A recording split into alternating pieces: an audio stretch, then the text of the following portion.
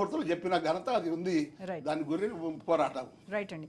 ప్రకాష్ రెడ్డి గారితో మాట్లాడదాం. ప్రకాష్ రెడ్డి గారు, దళితుల చైతన్యాన్ని దెబ్బతీసేందుకు బీజేపీ కుట్ర చేస్తోంది, ఎస్సీల కోసం ఇన్నాళ్ళు అసలు ప్రధాని మోడీ చేసింది ఏంటి అని అడుగుతున్నారు. కాంగ్రెస్ ముందు మిత్రులందరికీ పెద్దలందరికీ నమస్కారం మేడం. కాంగ్రెస్ పార్టీ నాయకులు అంతకంటే వేరే ఏం మాట్లాడలేరు.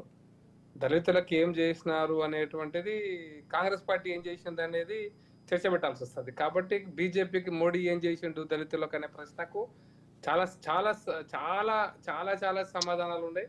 ఒక్కొక్కటి చెప్పుకుంటూ పోతే ఇంకో గంట సేపు చెప్పొచ్చు నేను. అందుకోసం ఒకటి ఇప్పుడున్నటువంటి చర్చ ఏంటంటే, ఎస్సీ వర్గీకరణ అనేటువంటిది ఈ రోజు కొత్తగా వచ్చిన మోడీ గారు ప్రధానమంత్రి అయినాకనో, మోడీ గారు ముఖ్యమంత్రి అయినాకనో వచ్చిన సమస్య కాదు మేడం. మోడీ గారు ముఖ్యమంత్రి కాకముందు కూడా నాకు తెలిసి 90వ దశకంలోనే ఈ చర్చ స్టార్ట్ అయింది. హైదరాబాద్ లోనే స్టార్ట్ అయింది వాటి యొక్క చర్చ.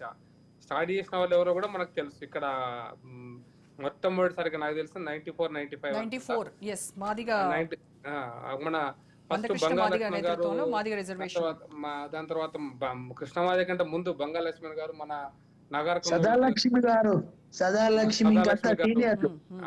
మన డాక్టర్ గారు ఉన్నారు, నాగర్ కర్నూలు ఎంపీ ఉంటది డాక్టర్ గారు, టిఆర్ఎస్ లో జగన్నాథం గారు, వారు ఇక్కడ క్లినిక్ ఉండేది సైదాబాద్ లో.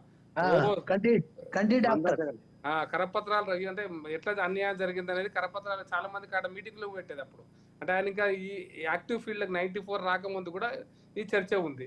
ఈ చర్చ జరిగి సాగి 30 సంవత్సరాల సుదీర్ఘమైనటువంటి సమస్య తర్వాత సుప్రీం కోర్టు ఈ రోజు ఒక అడ్వైజ్ అనండి, దానికి ఒక ఆర్డర్ అనండి, డైరెక్షన్ అనండి, మీరు ఏ పదాలు ఉపయోగించినా కూడా వర్గీకరణ ఇవ్వాలా, ఎవరి పర్సెంటేజ్ తగ్గించొద్దు, వాళ్ళ జనాభా నిష్పత్తుల అనుగుణంగా వర్గీకరణ ఎస్సీలలో చేయాలనేటువంటిది డైరెక్షన్. అంతే.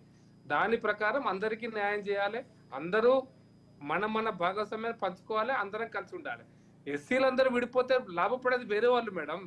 ఎస్సీలందరూ విడిపోతేనే మాలా మాదిగా ఇంకా వేరే నేతగా ఇంకా ఏ కులైనా బేగరైనా డక్కరైనా ఇంకెవరి కులాలు అందుట్లో వేరే వేరే భిన్నమైనటువంటి కులాలు ఉన్నా ఎవ్వరు కూడా విడిపోద్దు. 54 కులాలు నిండొచ్చు ఆ వర్గీకరణలో. ఒక్కొక్క రాష్ట్రంలో ఒక్కొక్క రకమైనటువంటి కులాలు దాంట్లో ఎస్సీలలో కలిసి ఉన్నాయి. కాబట్టి అందరూ కలిసి ఉండాలి, అందరూ ఈ సమస్య కోసం ఆలోచించాలి.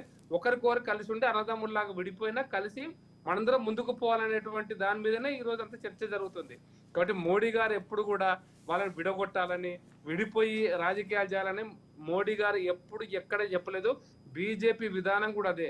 మనం విడిపోయినా కలిసి ఉండాలి, అందరు కలిసి ఎస్సీల యొక్క అభివృద్ధి జరగాలంటే మాదిగా ఈ రాజ్యాంగం ఇచ్చినటువంటి జనాభా ప్రాతిపదికన రిజర్వేషన్లు ఎస్సీలకు ఇచ్చారు మేడం. తేడా అక్కడ అర్థం చేసుకోండి.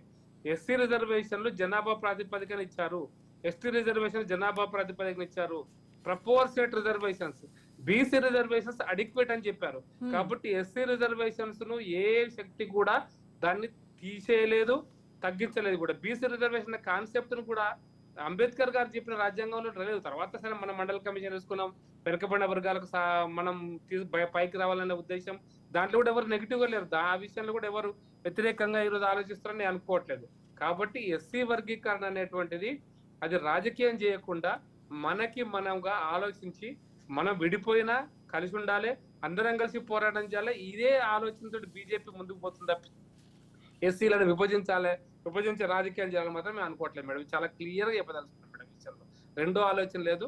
ఇది కూడా సుప్రీం కోర్టుకు కూడా కేంద్ర ప్రభుత్వం అఫిడవిట్ ఇచ్చేటప్పుడు చాలా స్పష్టంగా చెప్పింది, రాష్ట్రాల యొక్క జనాభా నిష్పత్తిని అనుగుణంగా ఆయా రాష్ట్రాలు ఏబిసిడి వర్గీకరణ ఎస్సీలలో చేసుకోవచ్చు అంత మాత్రమే చెప్పింది తప్పిస్తే కేంద్రం చేస్తుందని చెయ్యాలని ఇవేవి కూడా మోడీ గారి కేంద్ర ప్రభుత్వం చెప్పలేదు. అది ఆరోపణ చేస్తున్నారు. ఆరోపణలను సరే ప్రజలు గ్రహిస్తారు, ప్రజలకు అర్థమైనప్పుడు ఆరోపణలు చేసిన వాళ్ళే పల్సన్ అవుతారు. ఓకే.